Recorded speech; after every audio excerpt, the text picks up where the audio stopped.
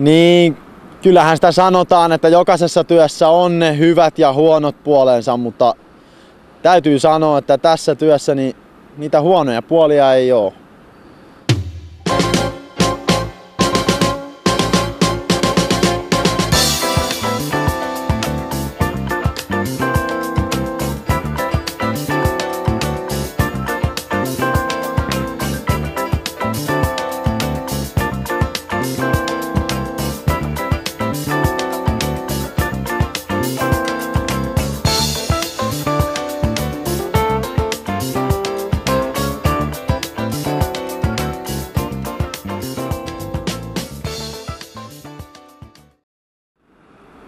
Mä oon Raimo Julin, rakennusmestari, ja vuodesta 1989 on ollut mukana näissä hommissa.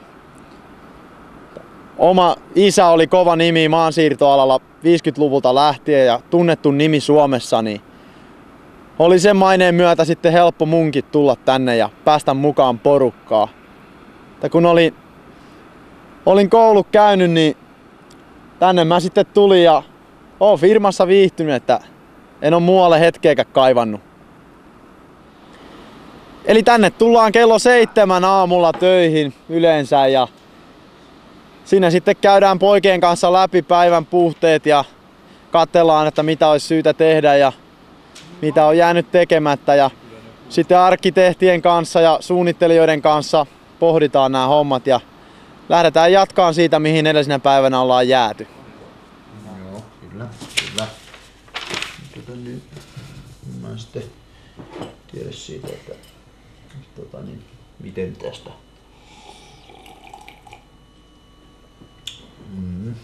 Jopa. Vedetäänkö se nauloilla sinne se keskus vai onko se? Tarkoitan seinään. Vedetäänkö se aivan nauloilla vai jääkö se siihen maan tasolle? Kyllä se puuteella vedetään. Puuteella. Ne pojille niin ne saa sitten katsella sitä eteenpäin. Kiitti sulle hei.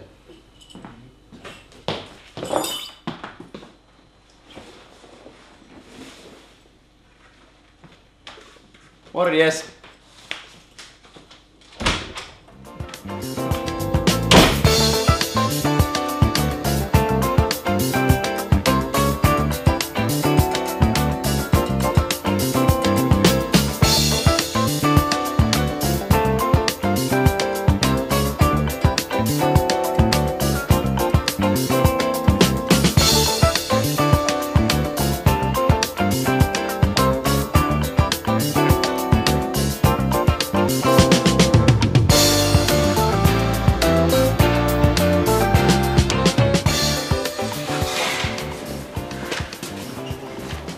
Rantalaa nähnyt, missä päin hän on tällä hetkellä. Rantala. Masa.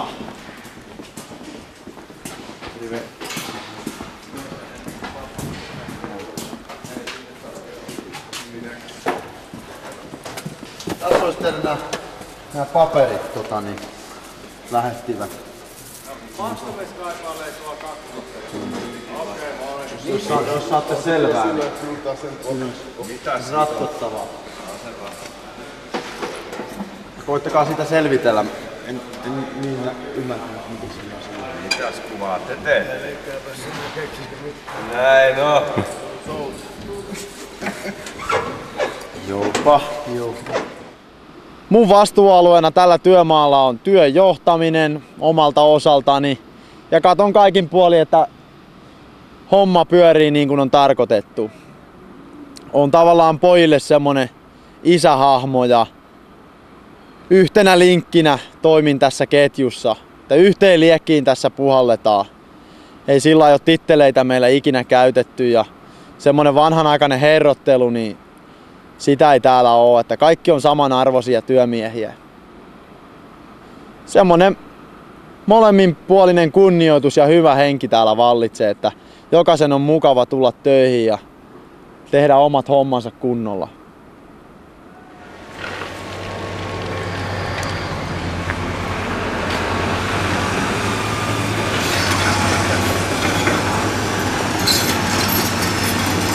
Tämmönen työmaa. Tähän rakennetaan semmoista multikeskusta. Mä näen tän hirveen tärkeänä hommana, että täällä se yhteispeli sujuu. Kun täällä on 200 miestä on töissä, niin siinä on pakko vähän antaa muillekin tilaa, ettei tuu sitten niitä ristiriitoja. Aina on rakennettu ja aina Rooman ajoista lähtien, että se sama kehitys tässä jatkuu. Että Suomen tulevaisuutta tässä rakennetaan yhdessä. Niin jonkun nämä hommat on tehtävä, että tässä ollaan poikien kanssa valmiina palvelemassa sitten Suomen kansaa.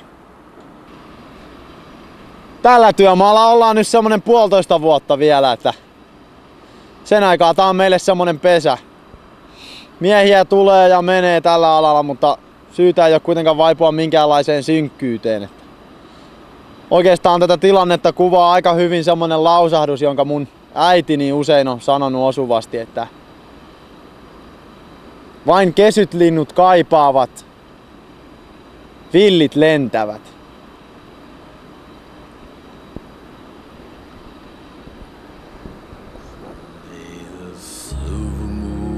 I will go to dreamland.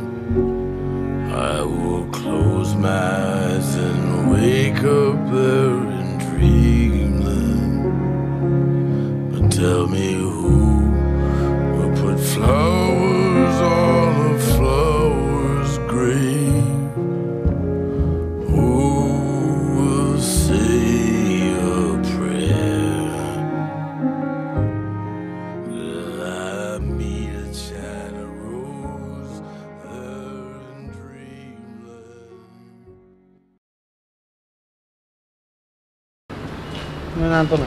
Ei teillä ole mitään asiaa tänne. Ulos täältä. Ei sinne työmaalle ole mitään asiaa. Varmaan lähtee sitten. Mennään esittelen tossa paikkoja.